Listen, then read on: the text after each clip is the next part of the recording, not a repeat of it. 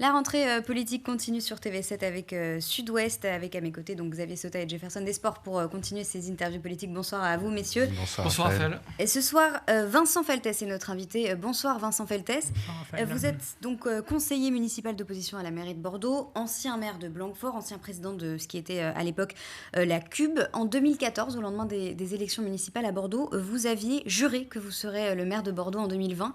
Aujourd'hui, vous tenez toujours le même discours ? Je n'ai pas juré, je ne jure pas, je suis un garçon poli. J'avais dit que je serais maire de Bordeaux, je n'avais pas donné de date.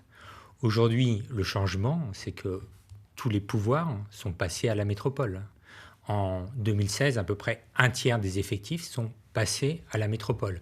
Les questions dont on parle dans le quotidien, le prix des logements, les embouteillages, la propreté, le prix de l'eau, tout ça est au niveau métropolitain. Donc l'enjeu du débat aujourd'hui, c'est bien sûr qu'est-ce qui se passe dans les quartiers, à la Bastide, à Codéran, mais quels sont les leviers d'action ? Et c'est pour ça qu'on s'appelle, nous, un collectif, Bordeaux Métropole des quartiers. Quand vous disiez ça, Vincent Feltes, on refait le fil, c'était 2014, mais aujourd'hui, 2019, à 6 mois des municipales, est-ce que vous n'apparaissez pas surtout comme un homme seul ? Parce qu'en 2014, vous sortez de cette élection, il y a une équipe, il y a eu l'union de la gauche, vous arrivez certes dans l'opposition, battu au premier tour, mais il y a quand même quelque chose. Là, presque 6 ans plus tard, vous êtes un peu plus seul que jamais.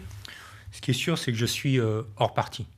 Je pense que le système des partis... Hors parti socialiste. Hors tout parti. De tous les candidats, je suis le seul à ne pas cotiser ou aux Républicains comme Nicolas Florian, ou à la REM comme Thomas Cazenave, ou à Europe Écologie Les Verts comme Pierre Urmic, ou au Parti Socialiste comme Emmanuel Ajon ou Mathieu Rouvert. On a fait le choix, il y a 4 ans, de partir dans une démarche ouverte, société civile, avec des gens que je vais présenter lundi prochain, pas tous, mais quelques-uns, totalement ancrés dans la réalité du Bordeaux d'aujourd'hui. Et aujourd'hui, qu'est-ce qui est le plus représentatif d'une ville ? Les militants des partis. C'est bien que les partis aujourd'hui sont de moins en moins nombreux, ou la réalité des 250 000 habitants de Bordeaux. Ça, vous avez tiré la leçon du parti, parce que c'est important. Vous avez été membre du Parti Socialiste, vous avez été conseiller de François Hollande. Aujourd'hui, vous vous présentez sans étiquette. Ça, c'est une page qui est tournée. Ça veut dire que vous n'y croyez plus à cette structure, cette architecture, en tout cas politique ? Je veux dire, j'y ai jamais beaucoup cru. C'est une constante chez moi.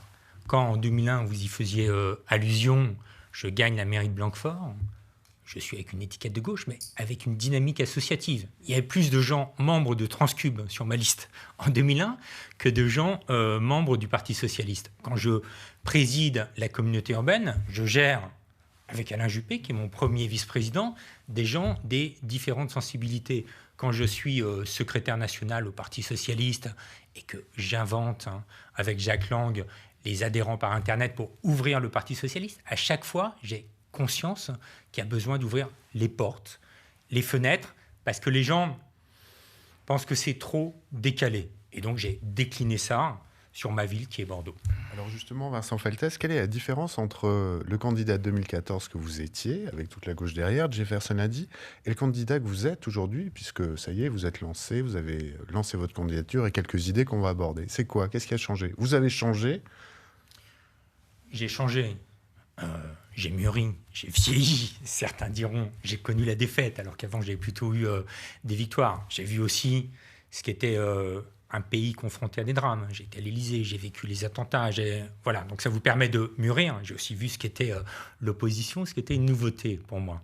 Et je ne me conseille pas de rester trop longtemps dans l'opposition. Et j'allais surtout dire, ce qui a changé, c'est la ville, la métropole. Aujourd'hui, vous avez 2 visions sur la table. Vous avez Nicolas Florian qui dit « Ne bougeons rien ou presque rien. Continuons les grandes opérations. Continuons à faire passer la Bastide de 15 000 à 45 000 habitants. Continuons la compétitivité à tout prix. Continuons les grands investissements quand ils réussissent. » Et nous, on dit pour résoudre les problèmes de logement, les problèmes d'environnement, les problèmes de déplacement, il ne faut plus du tout avoir cette vision de métropolisation à outrance, mais quelque chose de plus doux, de plus rééquilibré, de plus ancré sur les territoires extérieurs et de plus ancré dans les quartiers de Bordeaux. Alors vous le disiez, parmi les sujets qui sont invoqués, certains sortent du chapeau, on le sent dans les différents positionnements des impétrants à la mairie de Bordeaux, notamment l'environnement, qui est un peu la question clé. La question clé, nous disait Pierre Urmic hier. Alors chacun y va de ses propositions, et vous avez un petit peu la palme puisque vous avez brandi un grand chiffre, un emprunt d'1 milliard d'euros. Expliquez-nous ce que c'est que cet emprunt. Est-ce qu'il n'y a pas un côté très com, en fait, presque gadget dans tout ça? Non, je crois qu'il faut vraiment se méfier justement du côté gadget au niveau environnement. Je vais planter 10 000, 50 000, 100 000 arbres. Je vais mettre tant de panneaux solaires. Moi, la vision que j'ai sur l'environnement, c'est que c'est quelque part un changement d'approche. Ce n'est pas une nouveauté. En 2002, il y a longtemps, il y a 17 ans, j'étais dans la délégation française avec Jacques Chirac au sommet de la Terre de Johannesburg, la COP de l'époque. Donc j'ai cette sensibilité. Si on met sur la table ce chiffre de 1 milliard d'euros, qui n'est pas dû au hasard, le 30 septembre, on vous le détaillera ce chiffre, c'est parce que en termes de mobilité de transport, la métropole aujourd'hui, elle a un plan de dépenses d'à peu près d'1 milliard d'euros. Nous, ce qu'on propose, c'est que sur les questions d'environnement, pas juste les arbres, c'est très important les arbres, mais questions d'assainissement, questions de déchets, questions d'isolation thermique, questions de protection de la ressource en eau, questions d'autonomie énergétique au niveau des quartiers, tout ce que les gens vont faire en 10, 15, 20 ans, d'accélérer pour que ce soit sous une mandature qu'on fasse cette bascule. On pense qu'il ne faut pas des accommodements raisonnables sur la question environnementale. On pense qu'il y a vraiment urgence. Et on voit bien qu'aujourd'hui, tout le monde est dans cette espèce de contradiction. Je vous donne juste un exemple, puis après, je vous laisse parler. Au mois de juillet, lendemain des européennes, tout le monde devient vert. À la métropole, où je siège, on prend une décision relative à la question des déchets. 2 choses importantes dans cette décision. 1, on prolonge la durée de vie de l'incinérateur de Senon jusqu'en 2028, et on sait que l'incinérateur n'est absolument pas vertueux en termes d'environnement parce qu'on produit de plus en plus des déchets. 2, la négociation financière était intéressante pour les habitants de la métropole, mais terrible pour les habitants hors métropole. Et quelques semaines après les Gilets jaunes, voilà, il ne faut pas juste dire des mots, il faut être concret, et c'est ce qu'on propose sur l'environnement. Donc vous, ce que vous dites finalement, j'ai l'impression que vous dites qu'il ne faut pas une transition écologique, mais une rupture écologique. Vous voulez vraiment des mesures contraignantes en matière d'environnement ? Par exemple sur la voiture. Vous avez été comme moi cet été à Bordeaux et l'été dernier. La rupture, elle est là. Des 40 degrés à répétition, en plus dans une ville très minérale, on voit bien qu'il faut accélérer surtout. Et c'est vrai que Vincent Feltès, accélérer, c'est une chose, mais on peut, en plus sur la transition écologique, il ne peut pas y avoir un avant et un après dans un claquement de doigts. Il va falloir du temps. Si vous voulez une rupture, les ruptures, elles se font peut-être à l'échelle d'une mandature. Donc, est-ce que sur un court terme, est-ce que vous êtes en mesure de dire, si jamais vous l'emportez, on a 6 mois pour changer quelque chose, 1 an pour changer quelque chose, voilà, pour avoir du concret tout de suite dans les mains ? Oui, vous savez, moi je pense que je suis quelqu'un d'extrêmement concret. Vous avez eu la gentillesse tout à l'heure de rappeler que j'ai présidé la communauté urbaine. On a sorti le pont Chaban-Delmas, on a sorti l'Arena, on a changé de délégataire. Vous avez réussi à faire un pont que d'autres n'arrivent pas à faire. On a changé de délégataire de transport collectif alors que c'était depuis 110 ans les mêmes, et ça a été une bataille homérique. On a multiplié par 2,5 la production de logement social. Donc je suis quelqu'un d'extrêmement concret. Je veux dire, à Blanquefort, je suis resté une petite dizaine d'années, on a changé beaucoup de choses. Et donc le plan qu'on vous présentera, vous journalistes, et à la population le 30 septembre, il sera financé et il sera avec un calendrier. Donc séquencé. Séquencé. Autre sujet, par exemple la mobilité, dont tout le monde nous parle. Il y a un horizon qui est évident, c'est 2023. Pourquoi 2023 ? Parce que c'est le renouvellement, la délégation de services publics, que si on veut articuler le RER métropolitain avec les transports collectifs, avec la question du stationnement, avec la question du free floating, c'est là qu'il faut mettre les efforts. Et donc, il faut se préparer à cela. Il faut avoir une vision et une capacité à faire. Et c'est ce que nous proposons. Je reste sur la vision, Vincent Feltès, que vous l'avez évoqué. Vous dites, nous, on a réussi à faire le pont Chaban-Delmas. Comment vous expliquez les retards sur le pont Simone Veil ? Parce que pour le coup, vous avez été en responsabilité. À l'époque, c'était la Cube. Mais concrètement, vous seriez, ce serait arrivé. Qu'est-ce que vous nous dites ? Parce que les gens s'interrogent. Est-ce que c'est les services ? Est-ce que c'est les politiques ? Est-ce que c'est la majorité qui ne tient pas ? Je quitte la présidence de la communauté urbaine au premier trimestre 2014. On a fait une concertation considérée comme exemplaire sur le pont qui s'appelait à l'époque Jean-Jacques Bosc. Tout le monde est même cité au niveau national avec des contre-expertises. On avait un projet extrêmement séduisant porté par Rem Koolhaas qui s'articulait avec l'Arena qui était sortie de terre. Après, moi, je ne suis plus aux affaires. Ce que je constate, c'est qu'il y a quand même une somme d'imprécisions juridiques aujourd'hui à la métropole. Mais il y a un seul côté, c'est le côté de l'exécutif. Les fonctionnaires sont choisis par l'exécutif. Et moi, s'il faut donner un exemple, Alain Rousset et moi-même, on avait créé une inspection générale. L'objectif de l'inspection générale, c'était de pouvoir négocier avec les grands groupes, d'avoir une espèce de force d'action rapide. Cette inspection générale a été supprimée. Et je pense que c'est une erreur. Donc vous renvoyez la balle à la majorité actuelle?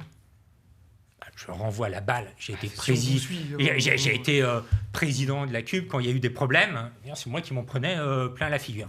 Alain Juppé a été président de la métropole, même s'il était occupé à côté par la campagne des primaires. Maintenant, Patrick Beauvais, c'est eux qui sont en responsabilité, bien sûr. Vincent Feltès, on va peut-être revenir sur des propositions concrètes, justement, puisque vous le dites, vous avez des propositions concrètes à faire, et vous en avez déjà présenté quelques-unes.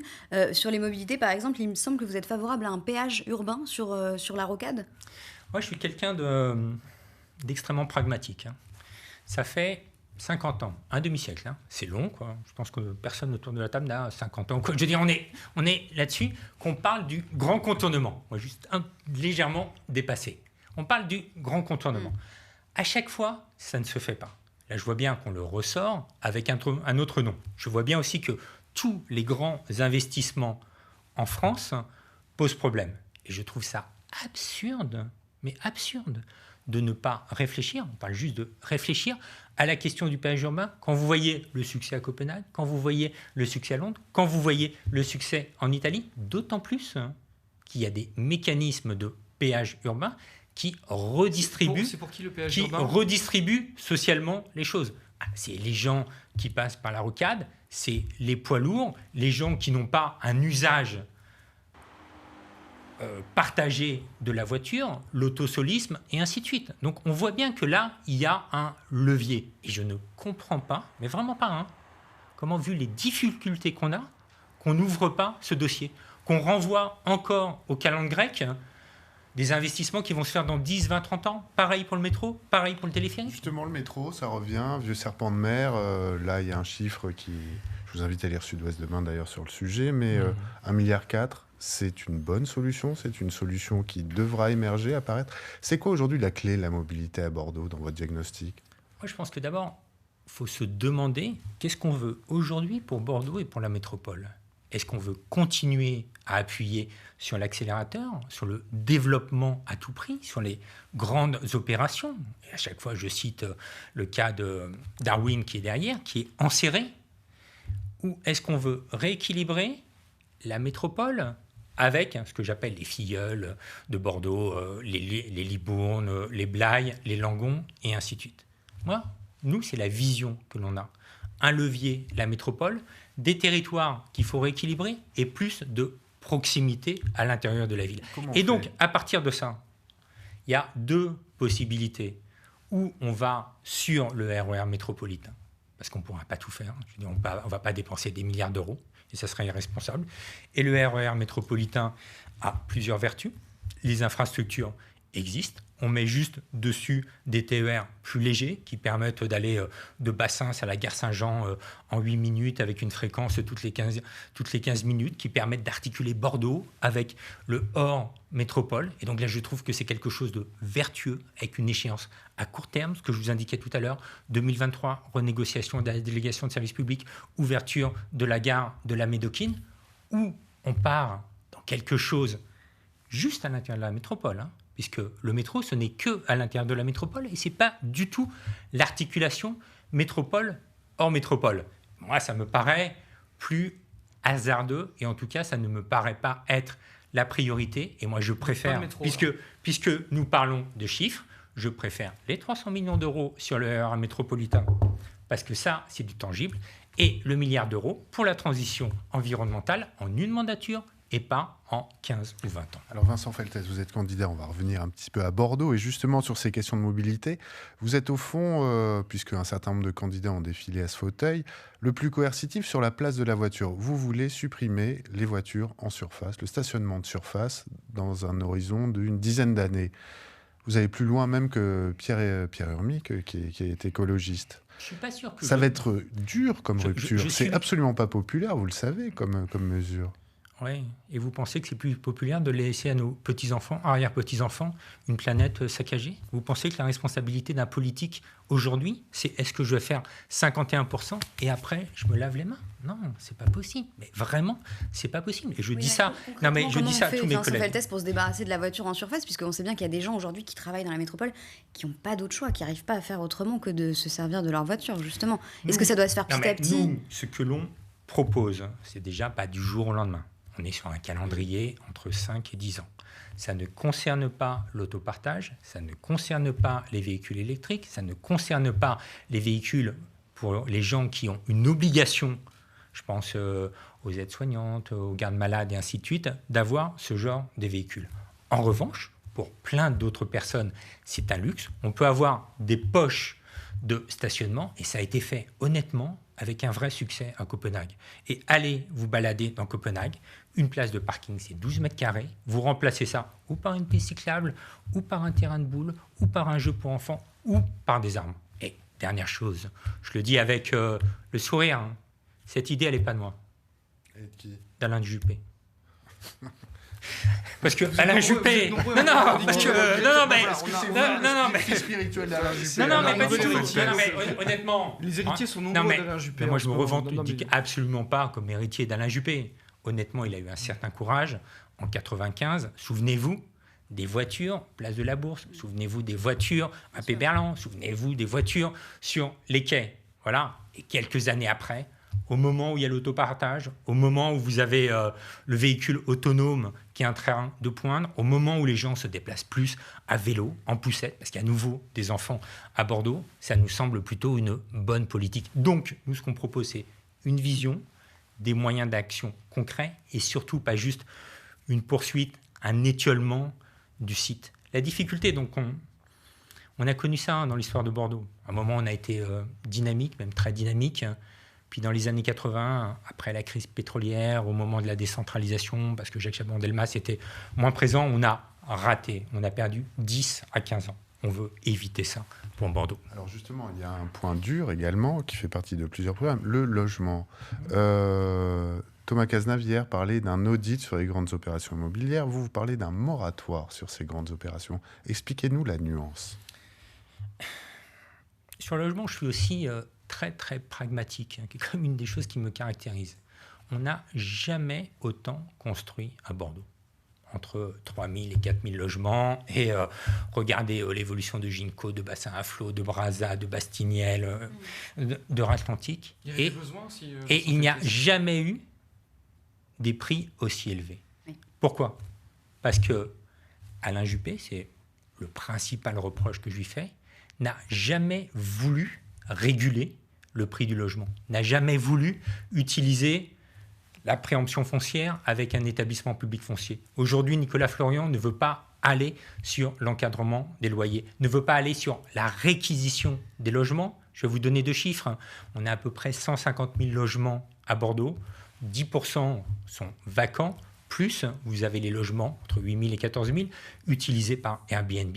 Donc l'idée, c'est comment on remet ces logements à un prix décent tout de suite sur le marché. Alors, et donc les grandes opérations, pour ça qu'on est pour un moratoire, moratoire on n'arrête pas définitivement, on arrête, on attend que les infrastructures se montent en puissance et on utilise les autres leviers C'est du que logement. Les promoteurs peuvent arrêter leur chantier le temps que les équipements publics soient mis à niveau. Ça c'est possible ou ça semble quand même assez compliqué d'aller voir là où ça construit déjà et de dire attendez on va faire une pause. Ça semble un peu compliqué, il y a des emplois à la clé, enfin on imagine mal le pouvoir public. Je connais bien le chantage dans l'emploi. Je connais bien le chantage dans l'emploi. On me l'avait fait quand on a changé de délégataire de transport collectif. On m'a expliqué il faut des hypermarchés en périphérie. C'est super vertueux pour les emplois, mais c'est un massacre social et environnemental. Donc on n'est quand même pas tout à fait naïf, on n'est pas tout à fait bisu. Bien sûr que si un chantier est en cours, on ne va pas l'arrêter. Mais les milliers, les dizaines de milliers de logements qui vont arriver sur le marché sans les équipements collectifs, sans le bus à haut niveau service, sans le pont Simone Veil, sans les piscines. Vous l'avez déjà quantifié ça, parce que pour le coup, ces chantiers sont partis et on va se retrouver dans cette forme d'entonnoir plutôt, où ça ne va pas pouvoir fonctionner. Ne vous inquiétez pas. J'ai indiqué 3 thèmes. L'environnement, le logement, les déplacements. Dans les semaines qui viennent, sur les 3 thèmes, on vous dira extrêmement précisément comment on peut faire, combien ça coûte. Parce qu'on a cette expérience du pouvoir. On va vraiment vers une difficulté pour la vie quotidienne à Bordeaux une fois que ces chantiers seront sortis. Et vu que tout le monde, ceux qui sont passés à votre place, sont à peu près d'accord, les équipements ne seront pas en rendez-vous. Mais je ne suis pas d'accord avec vous. On ne va pas vers une difficulté. Elle est là, la difficulté. Mais vous prenez le tramway le matin, vous voyez, vous voyez l'état de saturation. Vous faites la queue le matin pour vous inscrire à la piscine du Grand Parc. Vous essayez de nager quelque part.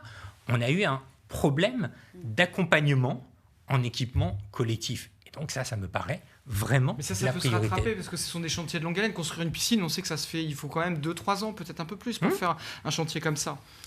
Oui, alors. Et donc on peut le rattraper ce temps-là. On peut se remettre à niveau. Ou le seul moyen, c'est vraiment de ralentir un peu tout ça. De toute façon, il faut ralentir parce que en plus, accessoirement, là, on est quand même en train de se faire des petites bombes pour les années qui viennent. Hein. Parce que où est-ce qu'on fait des quartiers d'habitat dense?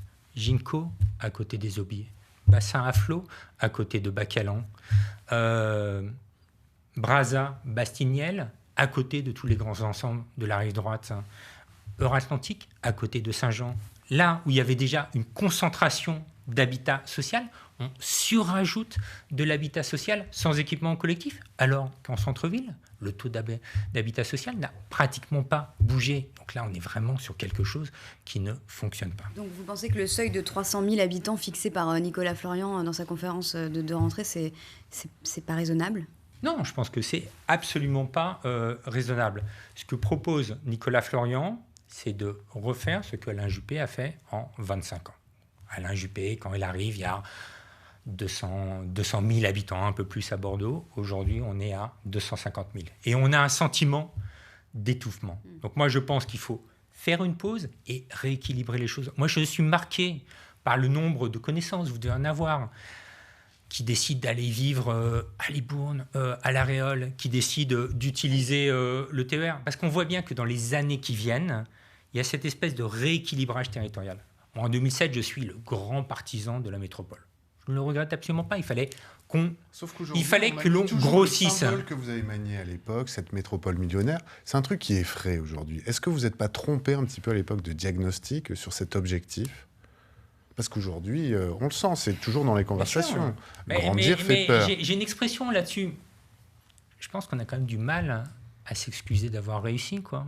On va regretter d'avoir la grande vitesse qui nous met à 2h04 de Paris. On va regretter que le taux de production de nouveaux emplois a été multiplié par 6 en 4-5 ans, alors qu'il y a 25 000 chômeurs à Bordeaux. On va regretter d'être en tête de tous les classements. Mais non, on a réussi. Mais maintenant, il faut avoir conscience de l'époque dans laquelle nous sommes. Il ne faut pas continuer, c'est ce que propose Nicolas Florian, il faut s'adapter aux enjeux de la ville, de Bordeaux, de la métropole et de son territoire. On l'a vu dans les différents... Enfin, chaque candidat est en train d'abattre quelques cartes. Il y a des proximités que vous pouvez trouver avec certains d'entre eux. Je pense à Thomas Cazenave, notamment. Ce qui est sûr, c'est qu'il y a une proximité que je ne trouve pas, c'est avec Nicolas Florian. Aujourd'hui, on a 2 projets qui sont orthogonaux. Sur la question production de logement, il est multiplication des grandes opérations. Sur la question des déplacements, il est surtout pour la sanctuarisation de la place de la voiture. Sur la question de l'environnement, on met quelques arbres, mais on sait bien que c'est cosmétique. Donc là, c'est vrai qu'il y a 2 visions, celle de Nicolas Florian et la mienne. 2 visions et une capacité à faire qui n'est pas forcément la même. Après, les autres candidats sont en train de dévoiler leur programme. On verra dans quelques mois. Nous, ça fait 4 ans qu'on bosse, ça fait 4 ans qu'on fait des propositions, 4 ans qu'on rencontre les Bordelaises et Bordelais, qu'on fait des événements comme Cogiton, Séminaire Beaulieu et tout. Et là, on a des propositions. Maintenant, que les autres fassent leurs propositions, puis bien sûr, on discutera. Mais sur la base de propositions et sous, et sous le regard des Bordelaises et des Bordelais, et pas dans des secrets d'alcôve entre des discussions d'appareils. Donc vous êtes en train de nous dire que des alliances sont encore possibles, que tout n'est pas si figé que ça? Je suis en train de me dire que, puisque nous avons été les premiers à produire des idées, si les autres se rallient à nos idées, que nous sommes contents. Une dernière question peut-être, messieurs, pour... Oui, on va continuer là-dessus. Est-ce que vous êtes quand même, si vous êtes plus au Parti Socialiste, vous restez un homme de gauche, est-ce que vous dites que l'alternance, c'est à gauche, ou vous avez dépassé vraiment toute cette sensibilité-là, toute cette question, et que vous voyez bien que vous allez quand même partir très éclaté, Pierre Hormick d'un côté, on ne sait pas où seront, il y en aura peut-être une autre candidature, encore à gauche, ça fait peut-être beaucoup pour cette sensibilité. Est-ce qu'on n'est pas en train de lancer la machine à perdre pour une alternance à Bordeaux? Nous, en tout cas, on est en train de lancer la machine à produire des idées et une alternative à Nicolas Florian. Nicolas Florian, il a repris les bottes d'Alain Juppé. Au début, elles étaient bien droites, ces bottes. Maintenant, elles sont un peu souples. Mais malgré tout, ce n'est pas des bottes faites pour Nicolas Florian. Elles lui font mal aux pieds. Et ce n'est pas facile, quand on a des bottes qui ne sont pas les siennes, d'avancer. Alors que nous, on propose de continuer à avancer. Et moi, je propose de changer de chaussures et de prendre des mocassins. C'est nettement plus léger. Le cordonnier Vincent Feltès. Merci beaucoup Vincent Feltès d'avoir accepté notre invitation, d'avoir été sur notre plateau pour conclure cette semaine d'interviews politiques qui continue d'ailleurs la semaine prochaine, messieurs, dès mardi, puisque nous serons mardi avec Mathieu Rouvert. Merci à tous les trois d'avoir été sur ce plateau et vous restez avec nous sur TV7. On se retrouve dans un instant. Merci beaucoup.